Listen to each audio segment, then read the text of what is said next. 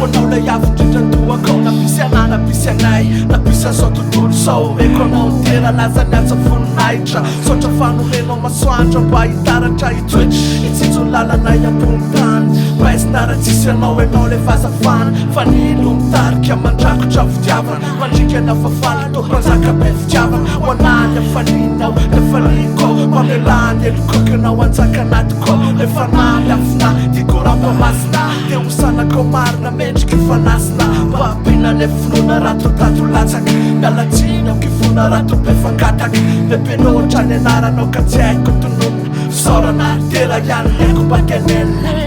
isako anao rehetra rendray tsikitsiky indraindray litomany indraindray nifakay anao tofona hatramin'izay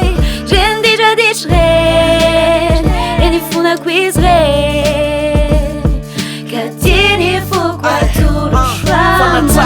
ray hoanareo raha iaman-dreny zay nikolo zay nitaiza tiny valym-papena za tsy mananarena mba omenanareo fa niazoko tenenina de tiako nareo ka tiako fantatrareo fa zany tena fiamifoko reo anatrareo miraikitra fa tsy adinoko tsy adiniko ny fisasarana nataonareo mba ho anay mba ho lasa reharehanareo zoky aza taitra za manatsanao mbola tsy niteneniko fa teneniko izao le fitiavana ho sisy mamanoka mba hitoetra ifonako ny titra zay tsy mety rehetra mivaly fa valy tondratsika tsy mety rita za matahotra firay afarefy amintsika hoanareo mitovy ray mitovy reny zay nitaiza mba isoroko izy fa zay mahatonga anazy ateza